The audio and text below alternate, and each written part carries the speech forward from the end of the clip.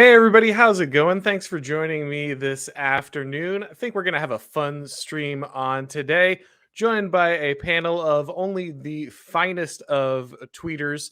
I've assembled quite a crew here today. I've got the great Pete Quinones on, Ryan Turnipseed, and Lafayette Lee. Everybody is going to go ahead and do a little introduction here in a second. But just to let you guys know what we're doing today, of course, we will be mining some salt here. We're going to be looking at some of the more outrageous takes on, the calamity that is free speech as Elon takes over Twitter here.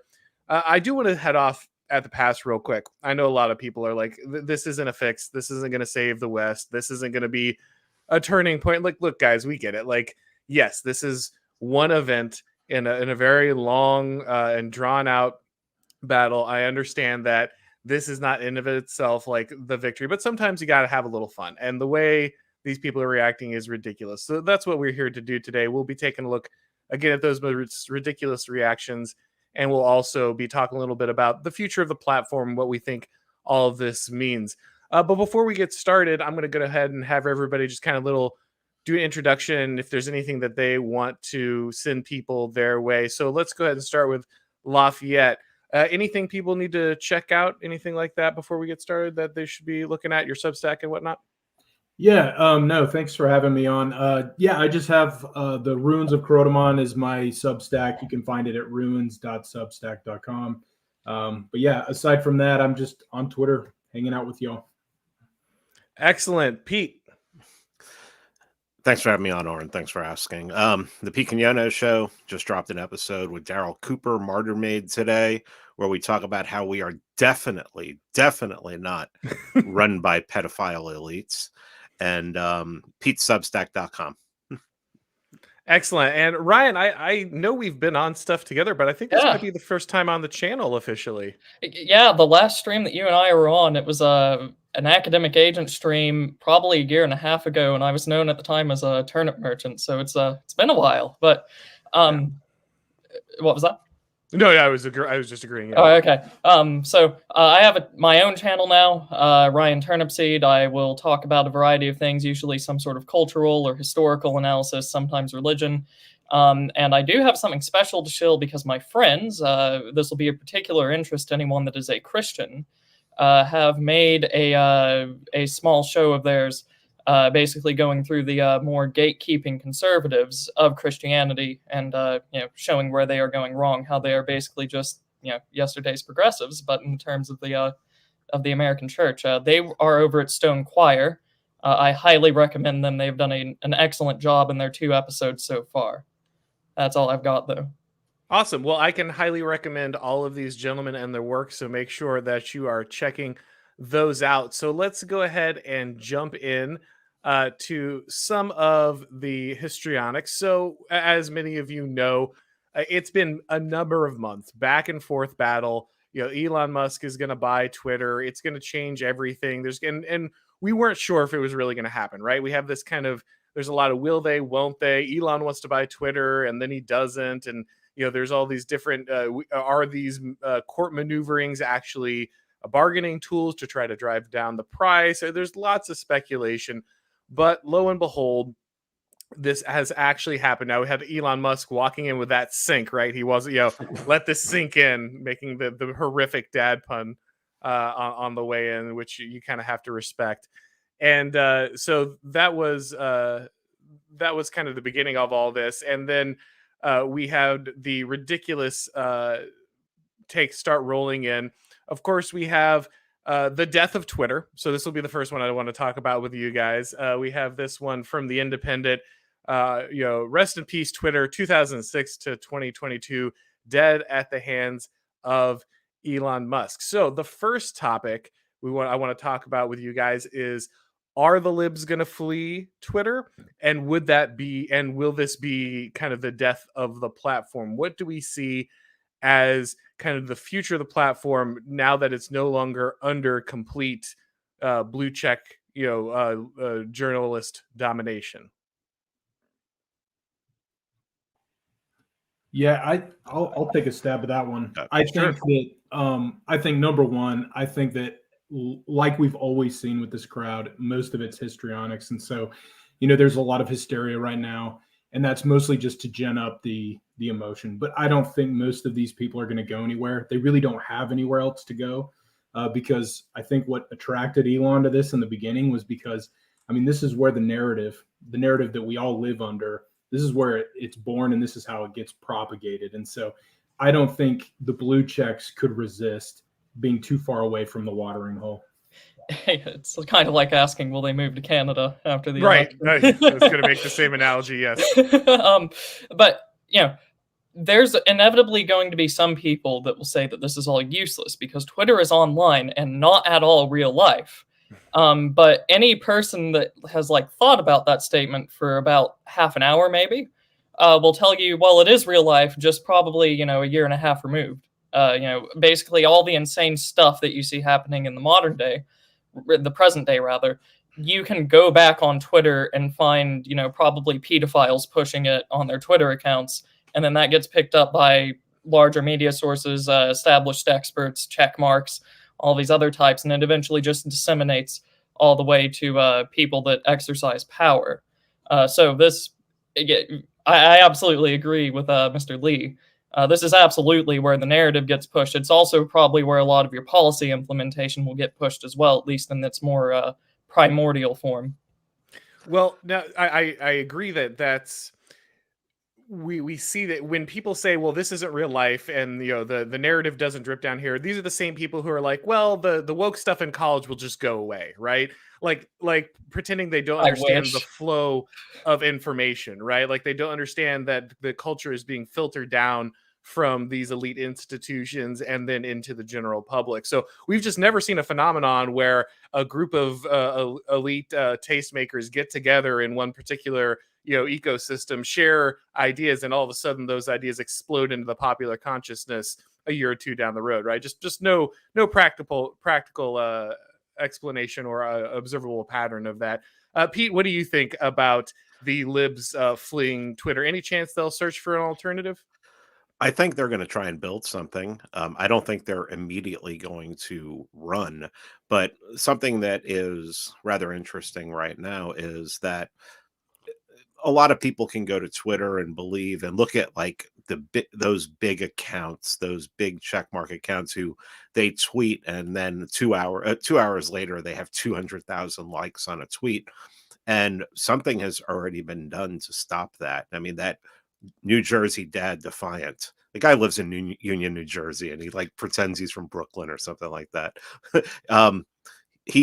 He tweeted and he has like 900 likes on a tweet in like 3 hours, where normally he'd be up over 10-20,000 at that point. So I think if properly done and properly pointed out, it can be a great white pill to show that these people are not as popular as you may have thought they were. And that's where I'm going right off the bat, is to not only try to show people that these people are not getting, you know, 1 million likes on a tweet, but also that we need to get under those accounts and let them know that we noticed that.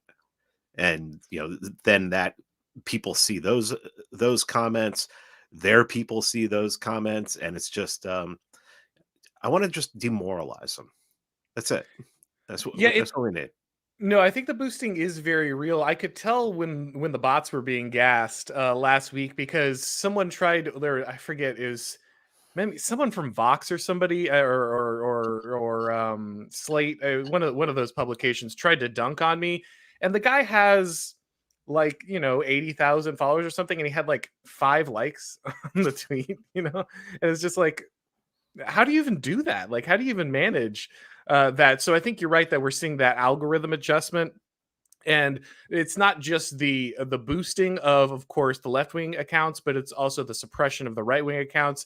Had a large number of, I think it depends on how, of course, you describe mid-size, but like mid-size between 50 and 100,000 follower accounts suddenly start, right-wing accounts start saying, I'm seeing huge increases. You can just check their stats on something like Social Blade, and suddenly they're jumping all of a sudden. So we can definitely see that thumb is starting to come off the scale.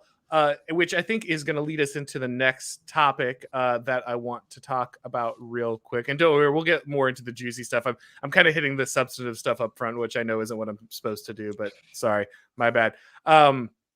So let's see, what was the next article? Yes. So of course, one of the big things that happened with this is kind of a bloodbath that Elon had been hinting at that would come with the Twitter staff, right?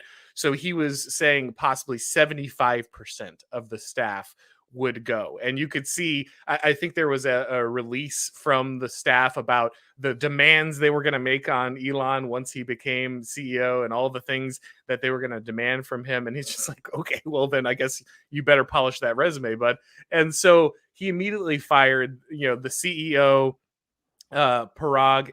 I don't know how to say the names, probably. Sorry. I'm sure I will maul them terribly. And then the CFO, Ned Siegel. He also went ahead and fired the woman, Vijaya Gotti, who was famously on Joe Rogan's show, I believe, talking with Tim Pool about the censorship issue, and was central to the banning of Donald Trump. So I want to talk with you guys and get your take a little bit on staff turnover. What do we think the kind of the percentage are going to be? Is he just going to trim a few? Is this going to be, Elon's going to burn the bureaucracy down to its core and rebuild it? And what do you think that's going to look like for the moderation policies going forward? I doubt we're going to get a completely Wild West scenario here. So what do we think that moderation looks like post kind of this changing of the guard over at Twitter? Well, I don't see okay, so let's start with this.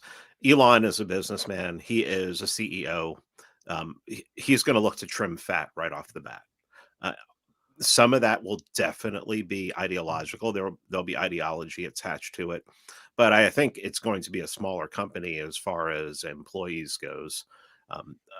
The one thing I'm worried about is, or not worried, but concerned about, is the moderation. Apparently he announced that he's putting together a moderation panel. I applied to have my last account reinstated. I don't even need the original account from 2009. I just want the last one. And apparently he's not, until this panel is put in place, then he will, then they're going to make decisions about that. Do I think there's going to be I would assume that the moderation panel is going to be something very bare bones. I saw Eliza Blue already said she would work for free to just search it and get rid of child pornography and stuff. Because I've said many times, I've only ever seen child pornography twice in my life, once on Facebook and once on Twitter. So obviously they're really good at catching me when I use a word, that triggers some person who thinks they're a man and they're really not. But child porn makes it through, and makes you wonder if there might be some level of priority in the social media moderation policies. Maybe one that any kind of rational person would call rather suspect. Yes. Yeah. And it's a bit hard to predict these things right now because you're trying to look into the mind of Elon Musk and trying to predict exactly what his moves are going to be. But in the next couple of days, depending on who gets instated in those officer positions, that's just going to tell you where it's all going to go from there very intuitively. Has he learned from the mistakes of someone like Trump? You're talking about the federal government and Twitter. Both of these are, in their nature right now, political tools. Do you keep your enemies in there or do you put your friends in there? Is what this is going to boil down to. If he has this board and it is actually diverse perspectives and all this other stuff that are disloyal to him, then everyone knows where that's going to go. But if this board is him trying to bypass the great eye of Sauron, if you will, and it's diverse opinions, but people with close connections to him, there might be promise here. That's all that can be said, surely. Do we have any other, tangible guesses as to, what the percent cuts are going to be? Well, I think that to point out something important that you said there, you do want to remember that Elon is not particularly, at least outwardly, ideological, right? His goals tend to be particularly about building things, and outside of saying free speech, he hasn't really aligned himself. He's probably not particularly right wing as any of us would define it, even if he's right wing by regime standards, right? And so Ryan said, the question is he going to understand that he needs to kind of defend his flanks and make sure that all of these kind of regime puppets stay out of the organizational structure and keep him from being undermined? Or is he going to try to placate and play ball with aspects of the regime, thinking that will save him or protect him from this kind of stuff, and then eventually get undermined by those very people who are obviously not going to have his best interests or free speech as a goal? But Lafayette, what do you think about this changing of the guard? No, I definitely think it's a promising development. I think that Elon Musk is kind of like your version of like a 1990s Democrat, maybe even a Republican from that era. I mean, I think some people are expecting some, messianic figure to come and make everything better, and we just can't expect that. So I'm really pleased to take what we have. That said, I do think there's some challenges ahead, and I think we have to be pretty sober-minded about that. One of the reasons why Twitter and all these other social media companies eventually got into bed, working with the federal government. Now we have evidence that we have government agencies that have been directing these social media companies to deplatform and censor individual private citizens. Part of that door that opened was because there are many national security challenges that intersect with social media companies. And frankly, most of these people are not really equipped to understand how to deal with this. A good example would be like, what do you do when you have people within a certain government, within a regime that is highly repressive, and they're demanding that the tech company gives private information about their own people? That's a big problem. It's a business problem. It's a security problem. How do you play ball with a country, with a government like that? You take that to the United States. Clearly, our own administration has political priorities. How do you navigate that while you're still trying to make good business decisions? So, not to say that these things that Elon will fail. I actually think tech companies are going to have to trim a lot of fat, like Pete said earlier. I think he's going to trim a lot of these redundant positions down. But in the process, I'm really intrigued to see how he navigates these security issues that are real, but they tend to take a real partisan political flavor as they develop with more time. So I'm kind of I'm pleased about it, but I also am trying to be level-headed about it. Yeah, there is a tightrope to walk when it comes to this, because like you said, all of these companies will be open to scrutiny, and we can't pretend that nefarious actors don't exist in these scenarios. One of the things that might also happen, of course, is if Elon doesn't get in line, we might see the intervention of other forces like Apple and others try to censor the app, right? Do you think that there's any chance that we might see people like Apple or Google try to pull Twitter from their app store if it does not fall in line with content moderation? I actually kind of think that one's going to be tough for them. I mean, it's possible.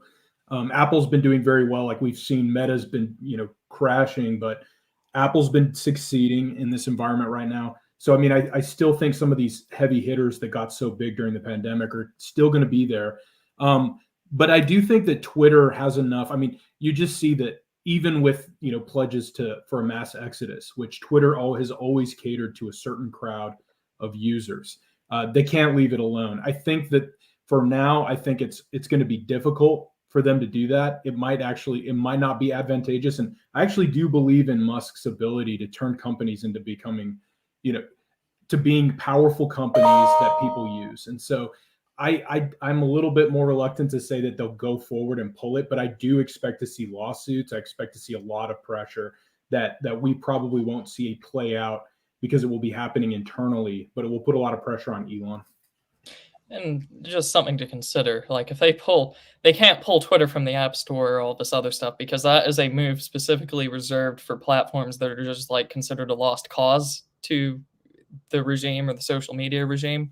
That's something that Gab gets treated for, not Twitter. They still have friends on Twitter, and until basically they're all gone and their reach is dead, you can't just threaten to do that because you're dealing with someone that will play brinksmanship and try to call their bluff. So they might actually have to go through with it, and you're basically kneecapping yourself while you're losing steam. You at least want to get what you can out of it before you threaten something like that. Yeah, that is really a very scorched earth policy. And like we said, I think the assessment that the journalists will not be able to flee the Twitter any more than they're going to Canada is correct. And as long as Twitter remains the public square for kind of these word cell,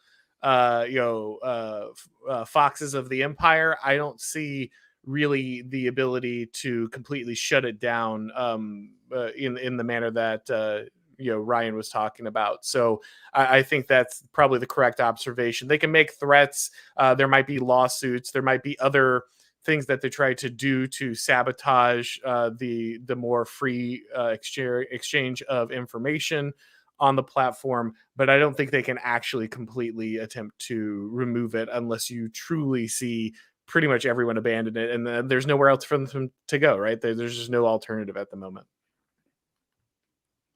All right, so I've got looks like we have some footage from outside the Twitter headquarters. Looks like a team of data engineers has been let go. So it's not just the CEO, it's not just the CFO, it's not just political commissars who have been directly responsible for the removal of presidents from the platform. We also see some of the tech teams going as well. This part is great right here. They're visibly shaken. Daniel tells us he owns a Tesla and doesn't know how he's going to make payments. So he could learn to code, which, by the way, you can now tweet at them. So enjoy that one. Let's see here. Got a few more. If any of you guys want to jump in, feel free. I'm just hunting down. I saw that earlier today, and I was thinking about that for a little bit. I remember when sort of like the the standard lefty, average lefty opinion was that Elon is really cool because he said he was a socialist on Twitter and he's making electric vehicles and he had a solar company and all this other stuff. I remember once upon a time he was the good billionaire. And they went and bought his cars, and now they don't know what to do. Remember when Kanye West was a good guy because he said George Bush doesn't care about black people? Yeah. Yeah. The times change so quickly, so easy to become the essence of all evil. The current thing can certainly switch allegiances very quickly. So let's see. We've got a thread here about how Elon has always been creating a toxic, racist, and exploitative workplace culture from the top. So obviously we're going to get plenty of stuff like that. Let's see. And they have that account has 144,000 followers, and look at their engagement right now. Yeah. No, it is insane, the numbers. Like you said, we're really going to see that dynamic shift when it comes to who's getting promoted and who's getting suppressed. I think it's going to be wild. And the question is, how much of an impact does that make? I mean, obviously for people like us who are watching this kind of thing constantly because we're in this sphere, or this might be part of our job or something, this is something we notice. But do you think the average Twitter user is going to really see this kind of war for ideas shift as the suppression changes? They're really going to notice who and what is is being pushed in these scenarios. I do wonder about that. Well, and Lesby is definitely one of my favorite parody accounts, right up there with Dr. Claire Foster. Yeah, no, these are great. There's the Claire Foster one did a great one where what was hers? That one made me laugh as well. That account as well did a great one. But it is great because these are, of course, indistinguishable from a lot of these. Let me see where Pedro's is, because he had a good thread of these.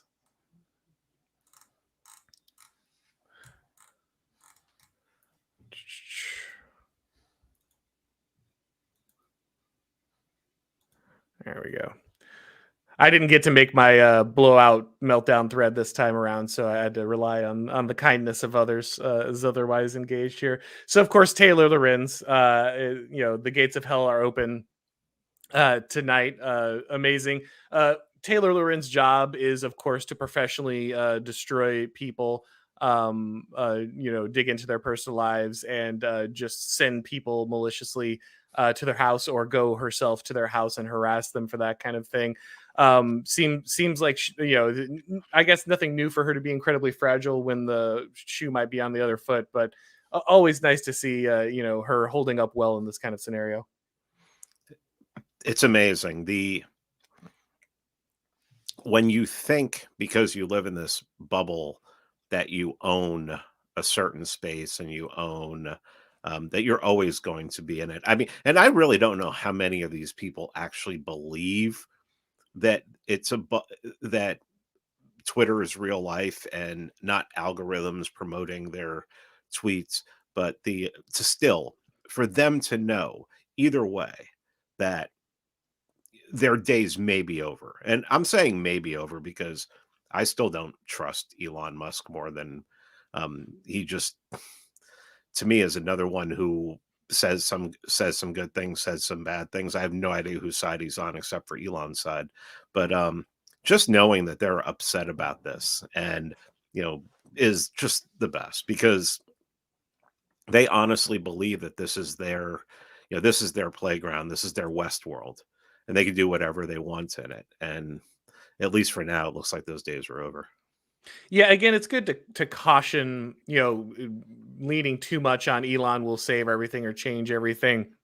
But there is something to be said for things that open up opportunities. Even if Musk is not going to completely radically change the paradigm, just the ability of those voices to come back that have been suppressed, and the removal of the artificial boosting of people who are completely, just hacks, talentless hacks who have been forced on to and amplified by platforms like this is huge, because these people are so used to not having to interact with anyone who disagrees with them, anyone who might have another perspective, that the simple contact with reality is too much for them to bear.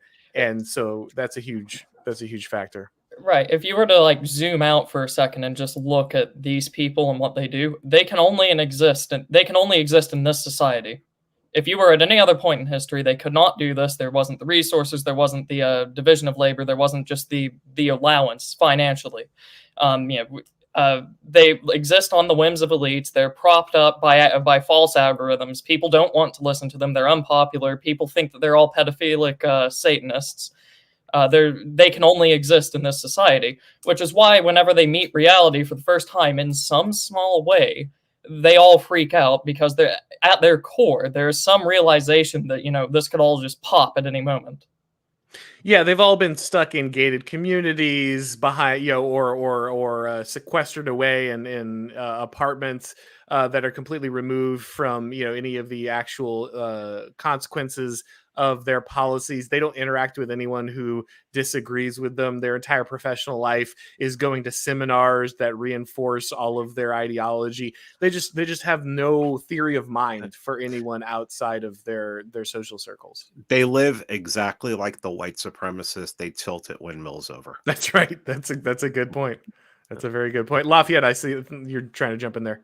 Yeah, no, I think that this is really good vein to go into, because I think what we have watched, those of us who've been on Twitter off and on for the last 5, 6, 7 years, if not longer, you've seen this environment where people were allowed to just say what's on their mind, or sometimes even be quote unquote offensive.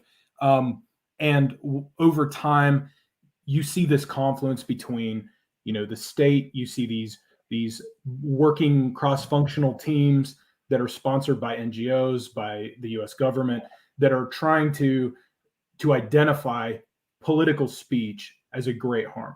This kind of comes from that silence is violence attitude. And so if you actually do say something offensive, it becomes harmful. and that becomes violent. And then, there's always, even like with this attack on Nancy Pelosi's husband, Paul Pelosi, it's always being brought back to political speech is causing these things to happen. And which is hilarious, looking at what's happened with Ukraine and how Ukraine is like a runaway train, mainly because of this amplification of this swarm effect, right?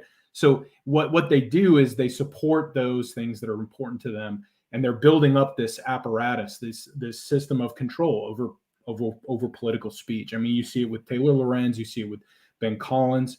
It's always tying everything back to there will be harm unless we get to intervene, unless we prop up these types of organizations to determine what speech is allowed, what speech is not allowed. And notice that everyone that they go after that's dangerous is usually lower on the food chain. There aren't many people that, Ben Collins or Taylor Lorenz are hounding that are people in real positions of power, that have real control over these things.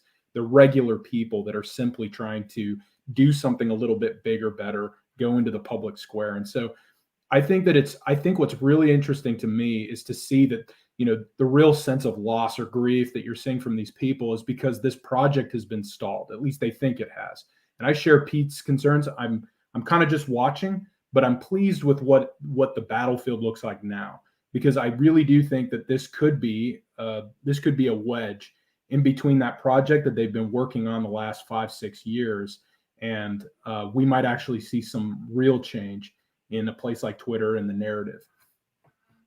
Yeah, and I think it's really important to building off what you said there, to notice that speech's violence is a one-way street for them, right? That is, your speech is violence, because they're more than fine with speech that, say, drives Darrell Brooks to plow into a parade. They're more than fine with speech that sends a crowd to the home of a Supreme Court justice and gets an assassination attempt for Supreme Court justice, so they can intimidate people and try to create a political outcome. They're more than fine with speech that encourages a man to kill a teenager because he happens to be a conservative. They're more than fine with speech that encourages riots. They have no problem with speech creating violence. They have a problem with your speech because it might create the wrong kind of outcome. They're perfectly aware of the linkage between their speech and violence, and they know how to use it and when to use it, and they direct it accordingly.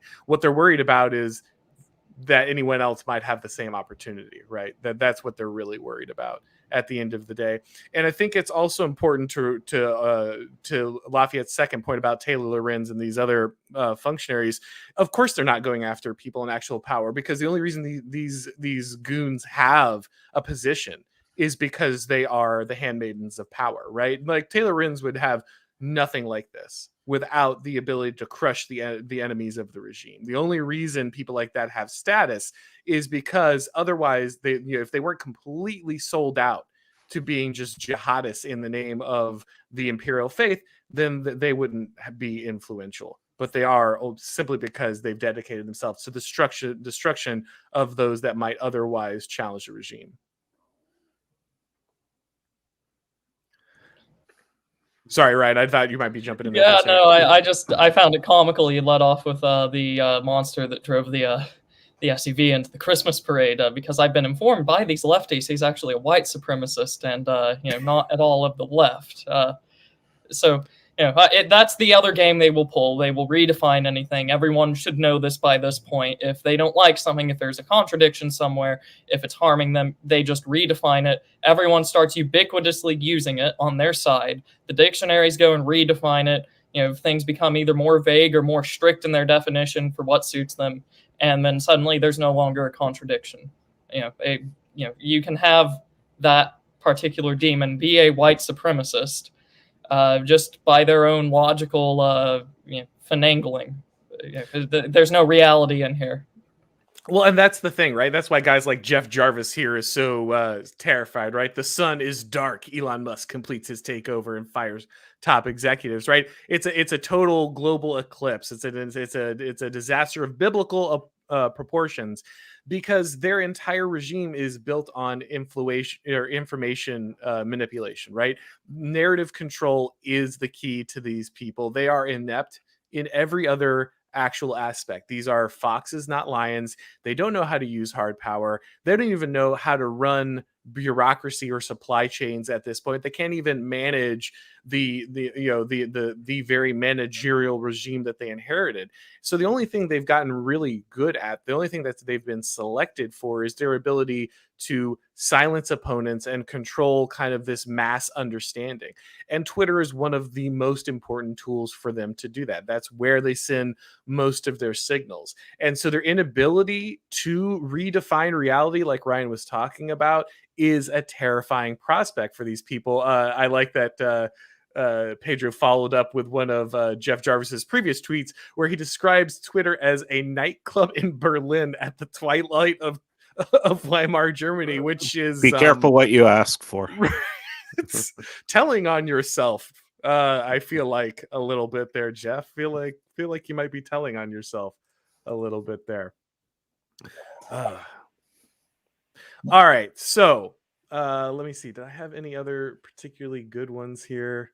I think I hit most of there's of course plenty of wailing and gnashing of teeth on there, guys. Sorry, go ahead. Robert Reich. Sorry. Oh, what's he done?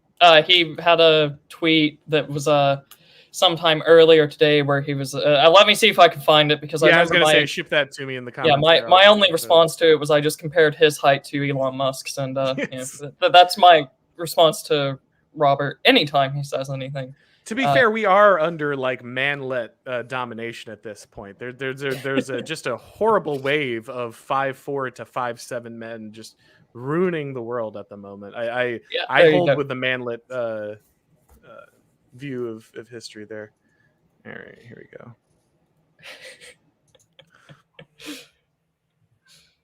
Yeah, Reich is always a fabulous little cow, so I'm sure this will be good. All right. Even multi-billionaires take control of our most vital platforms for communication. It's not a win for free speech. It's a win for oligarchy. Yeah, I mean, this is a Jack Dorsey wasn't a multi-millionaire, right? Yeah. Who owns the Washington Post? Right. Yeah. Like, some guy with $5 to his name happens to be in control of the Washington Post. Oh wait, rule by the media is ruled by oligarchy, right? When we say media run state, when Yarvin described the United States as media run state, he was describing an oligarchy, because if the men of the media are the men of means, they are the merchant class, they are those that have the overwhelming wealth. So yes, of course. And that's sorry, I was just going to say, and that's ahead. Oswald Spengler's point whenever he writes against freedom of the press, is because, who will own the press? It's the people that can afford to have the press and have more of the press than the other guy, just because that's how press works. Yeah, it just fits into this constant, and all of us know this and have talked about it ad nauseum, but it fits into this ridiculous notion that you won't be ruled, right? That this is the problem. This is what lets kind of the oligarchy operate, because as long as you believe that there's just never going to be this elite class, there's not going to be a ruling class, then you can kind of suffer under this delusion that people who happen to have more money just are there, therefore they're meritocratically deserve to be in charge. But as Spengler and so many others, like you point out, Ryan, have said, rule by rule by money, rule by meritocracy entirely based on wealth, really just leaves us with an aristocracy that is hollow and meaningless. It's the grossest, most base form of aristocracy. It's all the problems of a degenerate ruling class and none of the benefits of noblesse oblige. It was really funny this morning. Jason Stanley, the Jacob Boronsky professor of philosophy at Yale, he had a great one this morning that kind of dovetails into that. He said that fascism is a movement funded and backed by big business elite and oligarchical elites directed against the cultural and intellectual elite. A very self-serving interpretation of his situation with this takeover, and the whole idea being that now we can all accept that since Elon has taken over Twitter, since we're starting to see massive pushback, especially from just regular people, that what it really shows is that the business elite and the oligarchical elites, whatever those are, that they are now allayed against, the cultural and intellectual elite. I'm sure Jason's part of that, and it's such a ridiculous way to look at these kinds of problems, because we do know, like, we do live in an oligarchy. We do have business elites. But I don't think it takes a genius to realize that they are definitely arrayed against most people's interests, at this point, because of that degenerative elite class. And I just think it's funny to me that I think the left will pivot to this, that really they're the resistance, they're Luke Skywalker, but they're also our cultural and intellectual elite fighting back, which is just laughable after the last 5-6 years, if not longer. In describing fascism's rise in that way is just, I'm sorry, you're describing the Bolshevik Revolution. I mean, it's literally, I mean, you're saying that happened in Italy? Where's the evidence of that? But I mean, we have tons of evidence that was the Bolshevik Revolution. It's just, it's amazing that, I don't know if y'all saw that tweet that he's a professor. He says he locked his account since, where he said that his students were telling him that they had been locked down in 2020, and he was basically saying that they're remembering wrong. There were no lockdowns in 2020. There was, and I'm just like, what the hell's going on here? And it's a black pill and a white pill, because it's a white pill that the kids are like, oh, screw you, don't lie to us. But it's also a black pill that this is a person who is seen as an intellectual, and this is what they're willing to push. Yeah, this is why you have to destroy the credibility of these people, right? You have to utterly crush the value of these institutions. That's why I think people who are like, well, we'll just retake the institutions, are dead wrong. You need to obliterate the credibility of these institutions. You aren't going to salvage guys like that. You're not going to replace them with a bunch of based professors. Let's be real here. The ability to interact and have a intellectual exchange is built on a shared understanding of value and culture. And you don't share values or cultures with these people. You don't even share reality with these people. They are completely incapable of actually just referencing real events that are provable that happened 2 years in the past. You are not going to talk this out. You're not going to debate these people into submission. You remove them. You remove them and you replace these institutions with things that actually function and actually add values to society, and you let them accrue power and influence. Yeah. And this is my usual talking point, just because that's what started my channel, is the Zoomers and how are they ending up in their current state. But every single institution, every single incentive, and the complete lack of standards that have begot Generation Z, it's an inherently anti-civilizational force. It's a complete atomization of culture. The only real authorities that most people in my generation have come from the state or the media. Public school teachers, whatever you see on the news, these accounts that get propped up on social media, the totally organic TikTok, pseudo pornography culture. This is what passes for authority. You don't have things like the church, your extended family. You don't get these older, these older institutions like classical universities that would impart truth to this generation, or even the one afterwards, or which would be Gen Alpha now. You don't get that anymore. There's a complete lack of standards, which allows them to use the state and the media to control people, just because the culture has been dissolved. As a result of that, even if you just set up your own sort of ragtag institution that has some standards with some people, you're already automatically going to be much better than the tide that's coming, really. Just because you will be one of the few groups in this West that has standards for the generations that you're raising.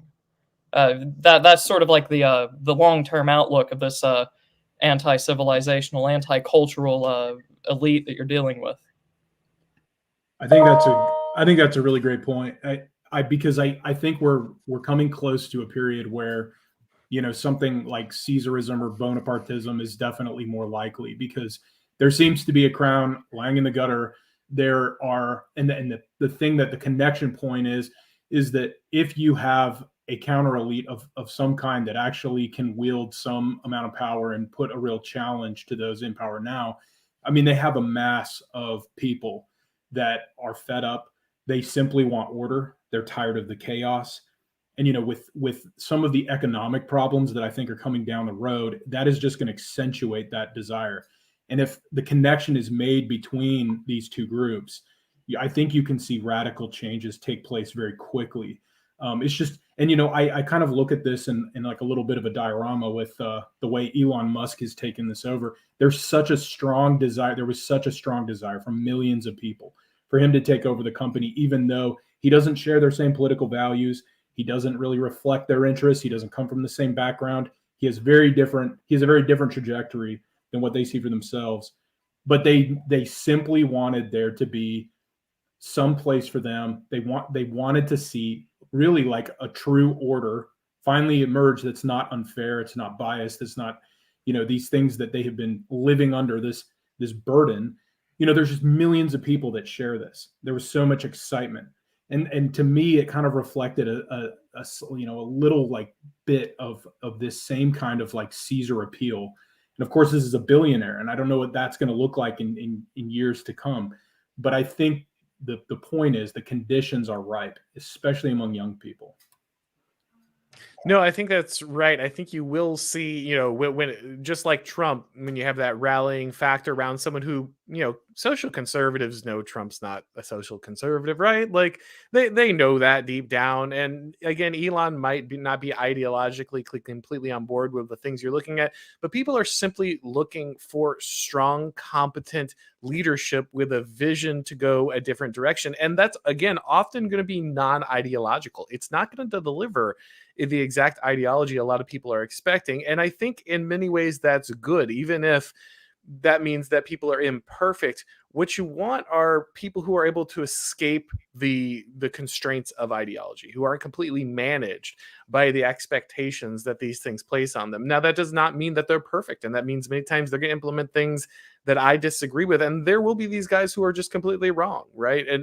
Or you'll see guys like Trump, who I think are like the first stage of something that's going to be more prominent somewhere else, right? So we're gonna go through, I think, these iterations with these different figures. But I do think you're right, Lafayette, that we're going to see a draw more towards Caesarism and in many different areas. And it will often, the charge will be led by people who are billionaires because we are ruled by them at this point, right? Who can break through the grasp of the billionaires? It is only at this point those who hold themselves massive fortunes. Maybe at some point that changes and we see a different class step forward. But as it stands now, those seem to be the only people stepping through. All right, guys, we're accumulating a very large amount of super chats. So just so we're not stuck here forever, let's go ahead and give final thoughts on the takeover.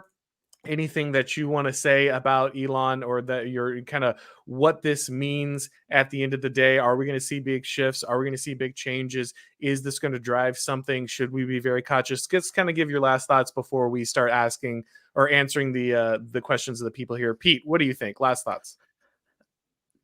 I don't know. I'm not very hopeful. I'd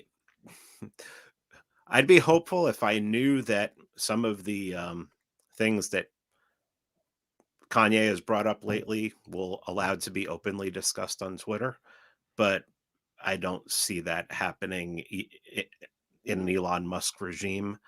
And I'm one of those people who just believes that until those kind of conversations can be had openly, we're just not going anywhere, because studying with Thomas 777 and understanding the Nuremberg regime and understanding who took over and how they got into the war and what the war was all about. It's a conversation we have to have. So I'm a wait and see at this point. If there are if it's not open for the conversation Kanye is trying to have, then it's just going to be us we just keep owning the libs, but we have maybe a little more leeway in doing so. Ryan, your final thoughts. Like I said sort of at the beginning, I kind of have nothing to go on in terms of concrete predictions. I'm not a business analyst. I have no clue who's going to get fired in what departments or segments and by how much of a percent. So I can't offer anything there. What I will say is to look out for what I cautioned for, who gets appointed to these boards, which are, very pleasantly named censorship boards, but hopefully slightly less burdensome than the last ones. And the other thing that you should also look out for as well would be, where is he looking towards next? Because that's going to give you an idea about how this is going to be ran. Just because if you're in business and you want something to succeed, you usually throw everything you need to at it. You don't just acquire things, put them on the shelf, and then hope they keep running as time goes on. And this is what Musk does all the time. That's why he always throws out these weird business ideas, about like 1/10 of which actually succeed and that you've heard the name of. It's what most entrepreneurs do. But in this case, now we're in the realm of politics, being as he's acquired Twitter. So just kind of look at where he takes this. I would be shocked if he just sits on Twitter, just puts on like a golden laurel wreath or something like that and just says he's the emperor of social media and whatnot. He is probably going to do something else. These things to look out for is probably going to tell us most likely what's going to happen. In my own personal prediction, he's probably just going to instate some of the more, I can't use that word, some of the more acceptable content producers, some of the more acceptable accounts. Other ones that were artificially propped up will probably be deflated or suspended even. There's a lot of open violence that was just accepted by the former Twitter owners. So that's my realistic answer, is probably nothing substantial, a good move, but nothing that's going to win us anything necessarily. And Lafayette, what do you think? Final thoughts there? My final thoughts are, I think ultimately I don't look at Elon as a messianic figure here, but I don't really think I can look at anybody that way. So I'm taking what I can get. I definitely think this is an improvement, and I think that we will see many changes that will have outward effects. I don't think we should be too guarded on that, because really the biggest problems that we've identified over the last 6 years, I think Elon is looking directly at those same problems. And I do suspect that there will be kind of like an attempt to create walled gardens between different people. So people do not want to interact with the larger community or whatnot. I think that he will cater to some of those needs. I don't necessarily think that that's a bad thing for overall.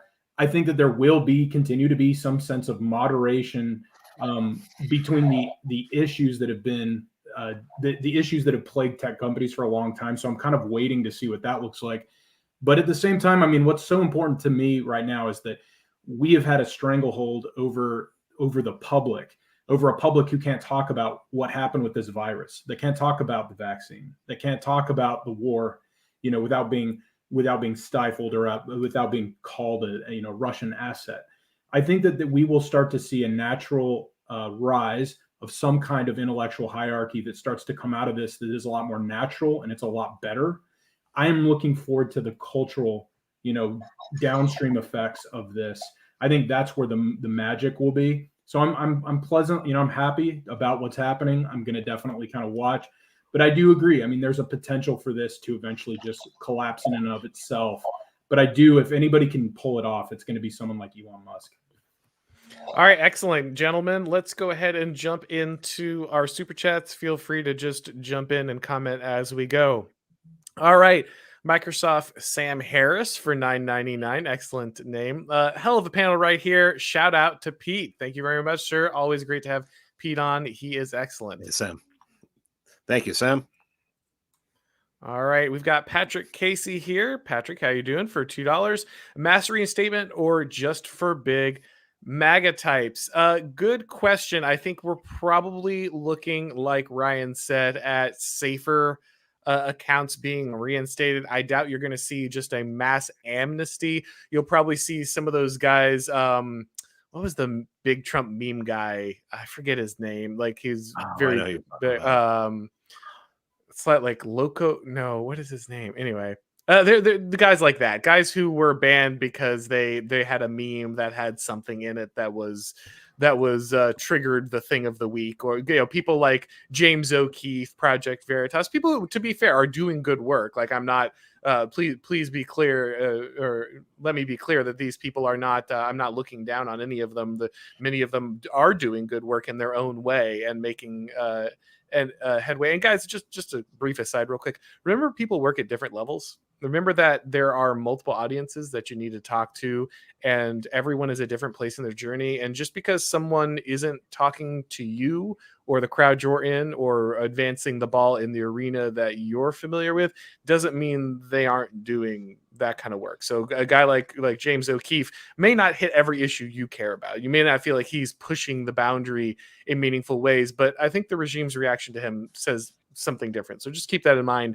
It will still be valuable for these people to come back, even if it's not all the anime avatars that you perhaps we're hoping for. Right, it would be quite counterproductive to just pull up the ladder behind us. But I doubt that they would restate someone like American Renaissance or any of those types. Even though that would be, those were some of my favorite people getting into all of this. They're all gone from virtually every platform except their own now. It is probably just going to be the people that you saw in there in the last couple of years that weren't being hammered for just existing. I think that's probably right, but who knows? We'll see. We'll find out very quickly, I imagine. Cringe Walker for $5. This is a nice test run of Clear Them Out, but the real test run comes in the years of lawsuits to follow. Rome has fallen, Constantinople marches. Yeah, the lawfare aspect will be interesting, right? Like, will the platform be able to survive without? Will it be bullied into moderation through lawfare? Will there be an ability for certain aspects of the regime to hang on inside the Twitter hierarchy? I mean, you still have to have an AHR department, right? Like, these people, that's the thing to remember, is that like actually the regime illegally requires all corporations to install loyalists inside its infrastructure. And so there's only so much technically, Elon can try to, set up a way to wall those people off from power and actual influence. But that's the thing, is from the very beginning, due to the nature of our government enforcement, the bureaucracy is already hostile and has to be fought at every turn for him to stay effective. Right. And that's a war that's going to continue internally. Right, and just very briefly, I bet like HR is a good example. It's the regime just saying, take our guys and let us manage like half your workforce, basically. Mm-hmm. I think he's probably more likely, instead of trying to circumvent that or whatnot else, he's probably more likely to just set up his own programs to train HR staff if he is going to actually go that far, which probably means it's not going to be entirely satisfactory to us. But if he is serious about this, I would put that as the most likely event. Trying to instead of just trying to circumvent all this or take the lawsuits or whatnot, he's probably more likely to just keep building parallel. We've got Fubadu, I think is the right way to say that, there, for $5. Thank you very much for your donation. Want to hear opinions on whether you guys think Elon bought Twitter for the same reason Bezos bought Washington Post? Quick answer from me is no, because I think that Yarvin is right when he says that the Washington Post is an organ that Bezos sponsors. It gets the honor of sponsoring it. He's not actually directly in charge. Like, they probably won't write a lot of articles bad about Amazon, but at the end of the day, the Washington Post dictates more about what Bezos thinks than the other way around. Musk, on the other hand, is not, I think, just buying Twitter to hold it for the regime. I think he does actually believe in the platform and want to see changes. I think he wants data. I think that's what it's all about, data.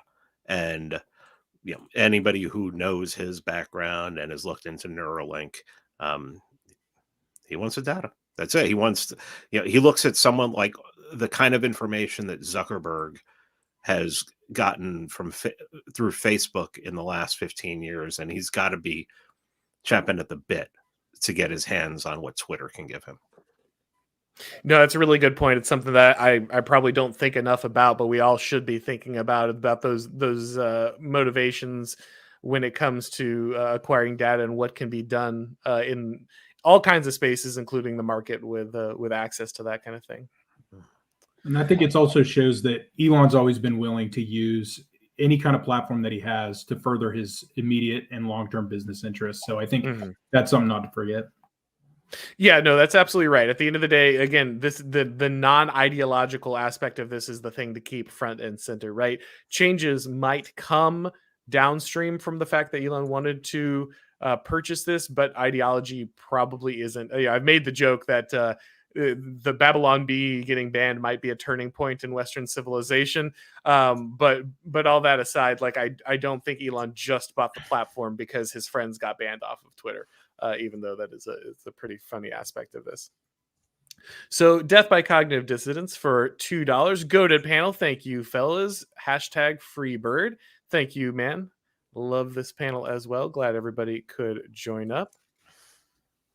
Let's see. Cringewalker again for $5. Thank you. Just a reminder, when Odysseus took Rome, he restored the authority of the Roman Senate to create the illusion of a democracy to a skittish people. Yeah, I mean, there's many different there's many different examples, of course, of guys like Augustus keeping the Senate around. Caesar said, the many people, I came here to save Rome. I came here to save the Senate. I'm a champion of the Republic, even though they're in the actual practice of the empire building or accumulating power to themselves.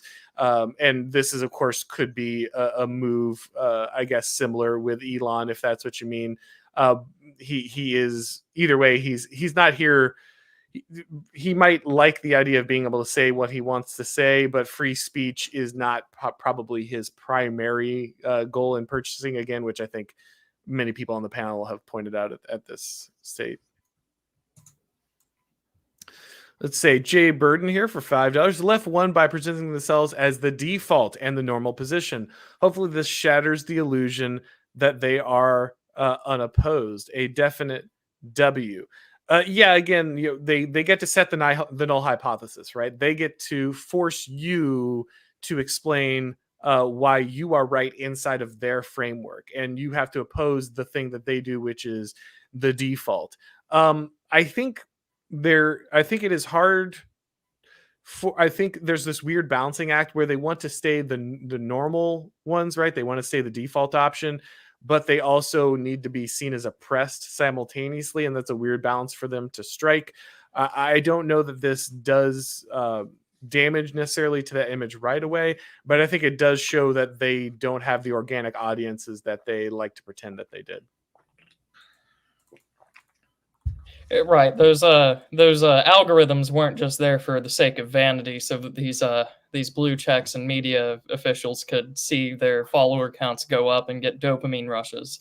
That was literally there because they are one of, if not the largest vector of cultural control and development in the West right now. It comes straight from their mouths, their apparatuses, dictated to them probably by whoever owns them. Those fake algorithms, this entire subsidization of this entire scheme for them, absolutely just set the cultural tone, which they may no longer have. Interesting here with Cringewalker for $2. Don't forget Elon leveraged Starlink to stop Biden. So what do you guys think about this? The using Starlink in Ukraine as a way to make sure the Twitter deal was allowed to move forward. What do you guys think about that theory? Well, it's Machiavellian in business, but I think a lot of people, if you're wanting him to be your Caesar, that doesn't necessarily translate. You also have to. I wonder how much he actually, hates Biden, hates this regime, considering, the overwhelming majority of his wealth has come from it. Mm-hmm. So, I mean, I guess somebody could, milk the regime for money and still be against it and be willing to use it against them. But that's, I just can't 100% say that he hates this regime and that he's going to be willing to fight for it in any way. I think the Starlink and Ukraine thing was probably more likely that if he didn't do that, there would probably be some sort of pseudo-nationalization or force on the part of the state, telling him do this for the war effort. Right. I don't think that was a bargaining chip. I think that was a necessity one way or the other. I don't know. I think there could have been a bargaining chip involved there. I think that is one way to squash a federal investigation, to be sure. But you might be right. He might have just done that over the fear of the possibility of that being taken over and inevitably either way. But I think there is something to what Pete said about the possibility of Musk milking the regime while opposing it. Again, Pete, I think, is right to be skeptical about Musk and his motivations and whether he actually opposes these people at the end of the day, because I think there's probably a lot to that. But even if Elon isn't the guy, at some point the guy who is the guy will probably milk the regime on the way out, right? Like that he'll need to siphon those resources and reallocate them before he makes any particular move. And so I think that even if that's not Elon's plan, that might be an aspect of what we see going forward eventually. Creeper Weirdo here for $2. Look up Bob Chipman. It'll be funny. Yeah. If anyone wants to look up Movie Bob for me and shoot me that link, I'll see what Movie Bob had to say. I'm sure he is losing his mind. That's a pretty reliable lolcow there.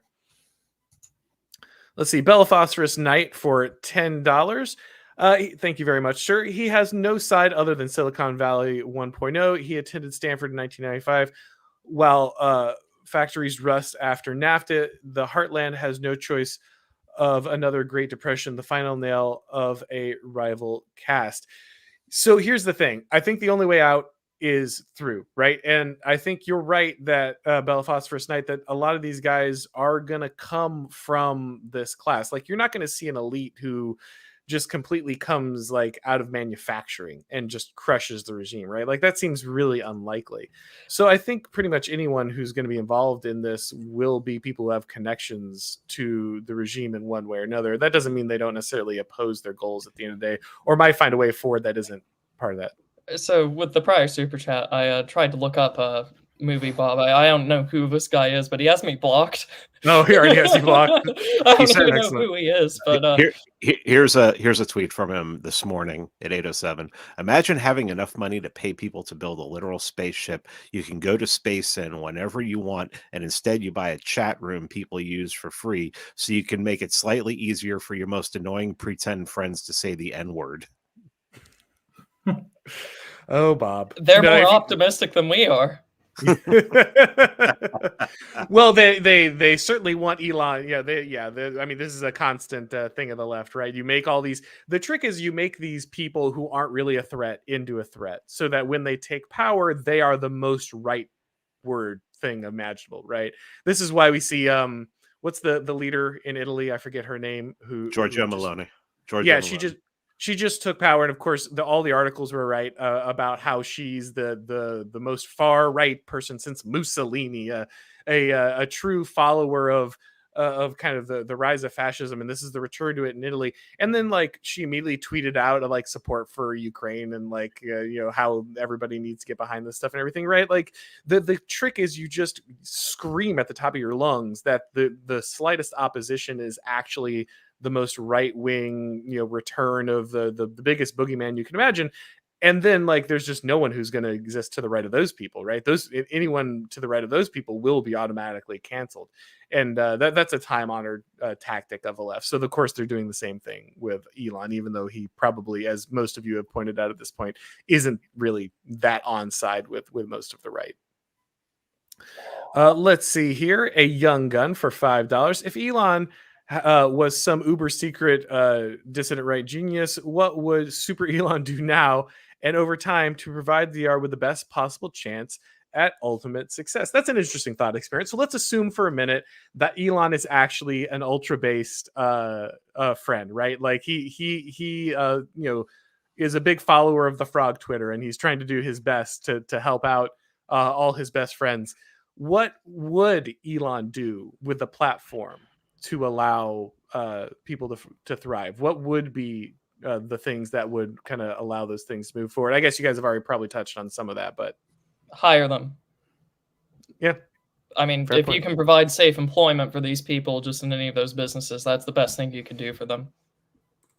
No, I think that's a really good point. I think something that more people need to kind of understand, like, a lot of people, it's incredibly difficult for these people to find employment. Like, obviously just having safe employment is key, and also putting them into places where they have the ability to rise, and make a difference. I think that's a really good point. Yeah, I think if he would probably use a lot of, like, he would use some serious strategy and tactics against enemies of the DR. So I think he would be taking it against, your violent left-wing groups. Some of these, you have like two of these fringe opponents here. I think he would probably be a lot more proactive at stamping that out and muzzling that, just like we have seen on the other side over here. I don't know how effective that would be, but I think that if he had that inclination, he would do everything he can to kind of rig the game. Yeah, I certainly don't think we'll see that from him, but I do think you're right that could be an aspect of it. An interesting argument that BAP made on Twitter was that even though he's not a libertarian, just having a libertarian environment would naturally create a more right-wing environment because it would allow the nitro hierarchy to reassert itself. And so even if Elon doesn't bring in censorship for the left, even if he doesn't put his thumb on the scale the other way, simply the fact that the market would then be open, in theory, you'd actually have a free market for a moment. Just the idea of that would be enough to see a significant change in kind of who's winning and who's losing, and then kind of that natural hierarchy would reassert itself. So there was one infamous platform that had 99% free speech. Yep. All right. So Rashad Abdul Salam here for $4.99. Thank you very much, sir. Looks like Twitter will have its first media crisis event to manage as regimes found their October surprise pushing Paul Pelosi break-in. Yeah, and to be clear, I was out of the pocket for this, so I don't really have a lot of the background other than knowing that it happened. But you're right, there will be a lot of pressure on the new Twitter leadership to bring censorship using this as the bludgeon, right? Oh, well, there's a instance of politically motivated violence, and if they don't tamp down on this right now, then this will be the crisis. So you're right, that will be the talking point. That will be the Elon is going to enable this stuff. He's going to allow this stuff to flourish, and that will be the first crisis. Do they respond to this? Do they panic and try to censor things or adjust things, or do they simply ignore or shrug the kind of the moral panic on this and move forward? That will be an interesting test that we'll probably see very, very early on. Let me see. Just something brief on that. He could probably use the excuse he's too busy restructuring the company to do anything about it. Yeah, I mean, he'll get away with that for a little bit, but either way, the real question is going to be, can he survive media onslaughts, right? Like, it's very clear that these people are just going to pull out all kinds of BS. This will be one of those things. But the key when you're in these battles is to remember that the words don't matter, right? These people don't mean what they're saying, or even if they do, it's only because they've lost their minds and they're delusional. And so you don't want to answer the charge directly. You want to parry that into a wider discussion on why it's being made. If Elon is able to kind of ignore the media cycles, step out of the frame, control what his agenda is going to be going forward, that will be the sign I'll be looking for. If he's panicked and rushing from talking point to talking point and media attack to media attack, then I think you're going to have to worry. But what I've seen from Elon is he tends not to do that. Like, if there's one thing you can say about him, he is an experienced businessman who is used to dealing with the press in some form or fashion. So I don't think you'll see him sprinting from one accusation to the other, but we'll see. Of course, that will be, I think, the first hurdle. Common sense hammer control. All right, here. Cringe Walker for $2. Key lesson: Elon became an asset before dissident. I'm not sure exactly. You guys know what he's saying there? I think he's saying that Elon is presenting himself as a dissident now, but at first he was an asset. I see. Okay. No, an interesting point. I was just going to say, kind of what we were talking about earlier. He went from being sort of like the star child billionaire of the average lefty, and now he's the ultimate enemy. Sure, and this is the Yarvin Dark Elf theory, right? You need these people to look like they're part of the regime. You need them to ingratiate themselves and put themselves into positions to be able to acquire power before they start revealing. They start unmasking. So the possibility there. Well, I think another consideration too, kind of to go with that, is that if we see the current crop of elites be replaced, however that looks, it's going to be when they're weak or in a state of vulnerability, and you're going to see self-interested actors, possibly a figure like Elon. It could be somebody much later down the road that will, at a certain weak point, will be able to come in and to be able to do a little bit more. I would argue that the reason why Elon's making these moves, I think we oftentimes describe these ideological motivations, but it's really because, think about it, this apparatus is weak. Even as they flex out their muscle abroad, which is very powerful, even as they do these things, there is a weakness there. And I don't think we'd be seeing this years ago.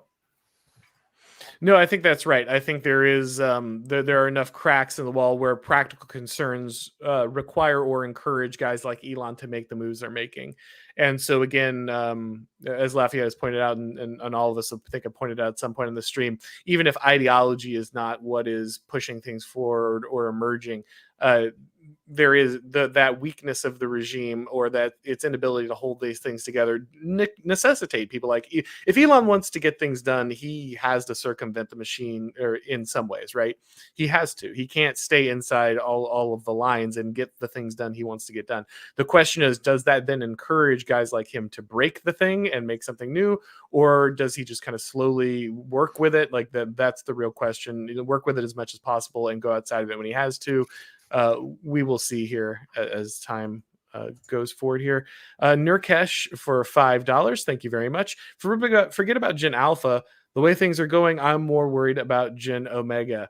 At this point, I need a generation chart because people are so used to calling like everyone over anyone under 40 like they call 20-year-olds millennials, like they just out of reflex, and they call everyone over like 30 a boomer, and so like they're constantly being confused. I'm never sure what generation we're referencing, but I'll go to our generation or our Gen Z expert here, Ryan.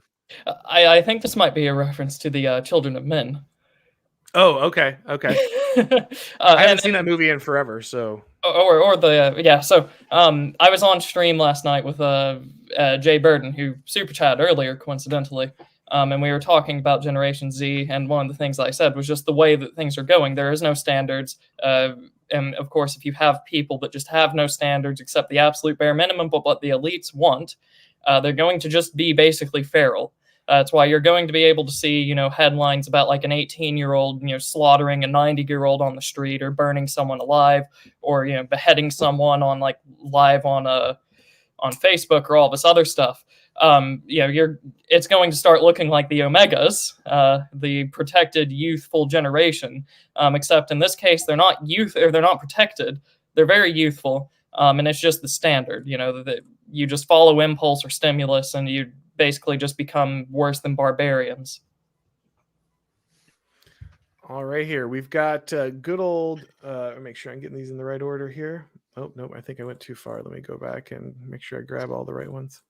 We've got good old Scratchy McDump waffle here for $4.99. Thank you very much, sir. A local storage facility had you too can be Prime Minister of the UK as their advertising message. Next on UO, the Indiification of the UK. Yep, there is certainly newly. I haven't been following the drama with that as much as of course AA and the boys over on Unpopular Opinions. But if you want a update on the goings-ons of the Prime Minister in the clown world that is the UK, then that is certainly the place to be. Or you could read The Camp of the Saints, one or the other. All right, here, let's see. Sorry, guys, I'm tracking down all your super chats here. Don't want to miss anybody. There we go. The paternalist here for $5. According to Bloomberg, Musk plans on getting rid of permanent bans entirely. He also just fired all of the data engineers a few hours ago. Yes, so thank you for updating us there, paternalist, and we did show part of that.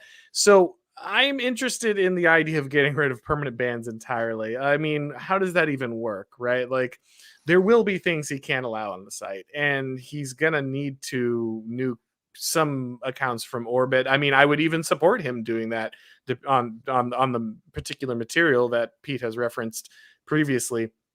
So I think that, I mean, that seems like a necessary tool. I'm not sure how you would completely eliminate permanent bans, but we'll see if that is his plan. That is certainly an interesting way to be doing moderation going forward. Seems like it might run him into quite a bit of problems, but we'll find out. English Despot here for 10 Canadian. Elon seems like a leader of a different managerial elite, a happy face one, but this still seems like a very discreet battle among elites, far removed from Augustus or the Napoleonic coup. And yeah, I mean, that's the real question, right? At the end of the day, this is still managerial types, the moneyed elites, in kind of intra warfare, internecine warfare between them, right? And it's not a elite of a different type coming in the rotation. And so this does seem, however, kind of what Yarvin would predict, right? He sees as just a central figure, a monarchical type figure taking control of the managerial apparatus. He doesn't see a restructuring of it, and that's a real debate among many people on the right, myself included, is like, is all of this a function of the managerial regime itself? Does that Leviathan have to get dismantled for things to change, and will that require the rise of one of the other classes to elite status, or are we stuck with the Leviathan going forward and it's all kind of just merchant class elites from here on? That is a question that is going to be very difficult, and I'm not sure anyone has the answer yet. But I don't know if any of you guys have thoughts on that just battle of the billionaires at this point. I think something that interests me a little bit is seeing the Elon Musk comes from a different generational cohort. And so I think we're going to see a lot more of that. I think because there is kind of a power competition with a generational angle. So I do think that that's definitely going to be something to keep an eye on. But at the same time, I would say that, as weak as the regime can be, it also has, I mean, it's so robust. I think that with economic difficulties, you're going to see a lot more opportunities for competition. And so I think especially like in the tech sector, I think they're going to get hit really, really hard in coming years. So I think you're going to see a lot more willingness to compete coming from players like this. But I don't know if you're going to see a massive, like from the countryside peasant, uprising and producing an elite from that class. So I think if someone can thread that needle, just benefits them the more. Yeah, I wouldn't expect the peasant uprising either. But Nurkash here for $5 again. Thank you very much. Wait, are you guys saying I shouldn't have converted all of my entire life savings into Dogecoin? I mean, it depends, right? When you got in and when you got out, I suppose. But yeah, might want to diversify a little bit there. Let's see. Colin here for $5 says, best thing we can do is fly all based individuals to Mars and start a breakaway civilization. I mean, this is certainly a very popular theory, right? Is what comes next is exit of an entirely different variety. Peter Thiel with his, generating artificial islands, or Elon sending everybody to Mars. The only way forward is to exit to an entirely different arena. I wonder if infinite exit is an option, right? Like I think of the meme with all the little guys moving into the little box, like, hey, we made, go make your own space, and then they make their own space, and then they all like, hey, why can't we join? And they all just come in, right? I think one of the problems for the right is that they are always fixated on exit, and while for understandable reasons, we kind of ran out of places to exit to, and at some point you got to kind of figure things out. You don't always just get to run and create your new based area, as much as I would like that to be the answer. At some point I think maybe that you lose that opportunity. Right, and I've had a friend basically watching along and sending me a bunch of messages as this has been going on. He was saying when we were talking about what is Elon going to do next, he said he's like Vladimir Putin in that he will tell you exactly what he wants to do. You look at his banner profile, you look at all the things that he talks about. He wants to go to Mars, and he wants people to live there. He wants humanity to be interplanetary. And he just says, look at all the other things that he's doing.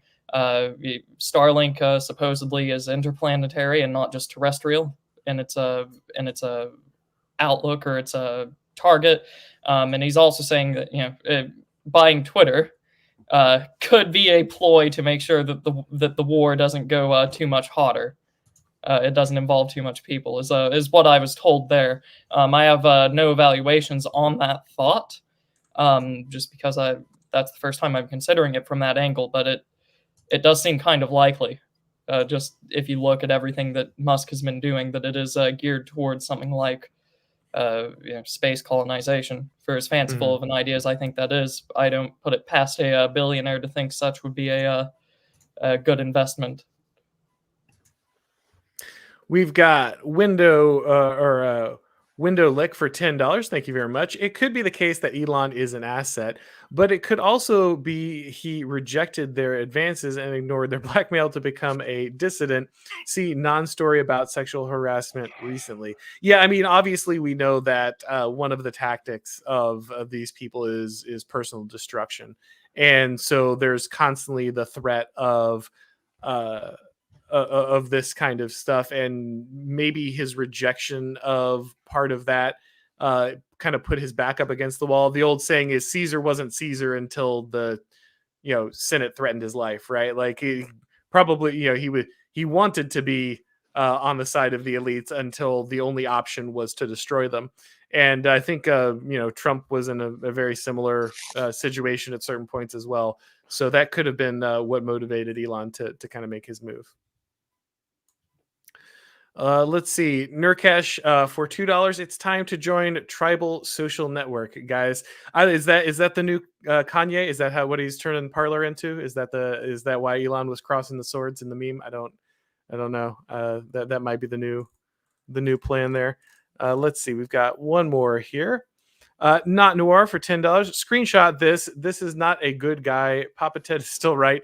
He wants to pull things in our brains. I mean, yeah, at the end of the day, Elon is on this trajectory, right? He is a billionaire who really is interested in, this kind of cyborg, future, this kind of integration of man and machine, and all kinds. He's certainly very interested. It's very much a zero HP Lovecraft future that Elon could be hinting at. So I share your reservations with Elon's plans, which was kind of the theme of this stream, right? And enjoy the salty tears of the enemy, but don't put too much faith in the future of Elon. Let's see, James here. Thank you very much. Is stakeholder capitalism, managerialism, an alliance between the priestly merchant class?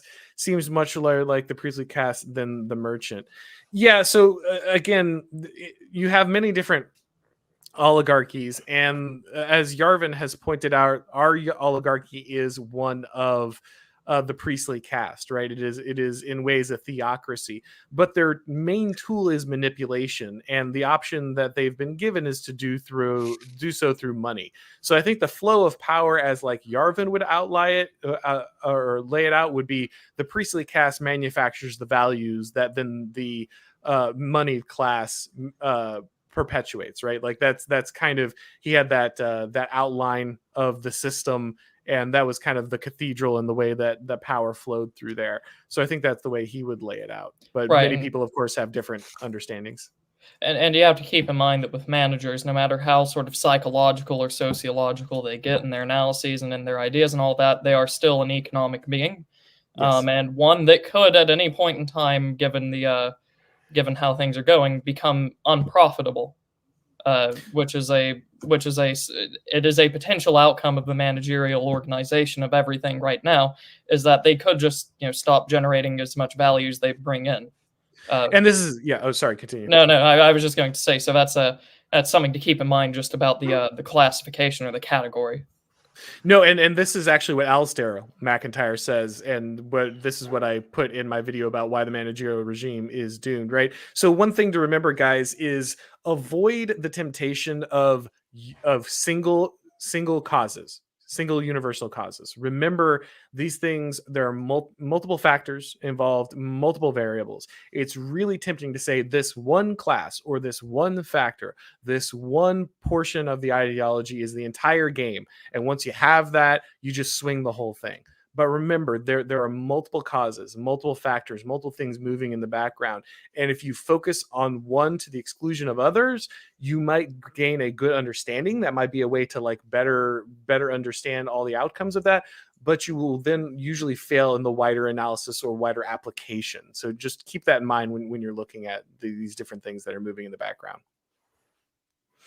All right, guys, I think we have made it through all of our super chats finally. So thank you very much, everyone who donated and has questions. Some really great questions there. I want to thank a few people who back the channel, who I really appreciate. Want to thank guys like Easter Worshipper. Want to thank guys like Santa. Yes, the big man, of course, supports this channel. Want to thank guys like AWXYZ for their support. Want to thank people like F1F. Where'd he go? Can't find him anymore. Oh, there he is. F1F00C09. People like Valuable OX, Chuck Driver, Trojan Zoso. All you guys, really appreciate you keeping the channel going. Also, if this is your first time here, make sure that you like and subscribe, all that different stuff. If you want to follow me on Gab or Odyssey or Rumble or Substack, all of those links are below.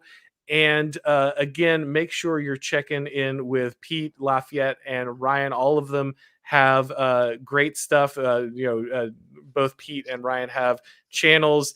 Pete has a Substack and Lafayette has a Substack. All of them have Twitters. So make sure that you are following all of them. Guys, I really appreciate you all jumping on.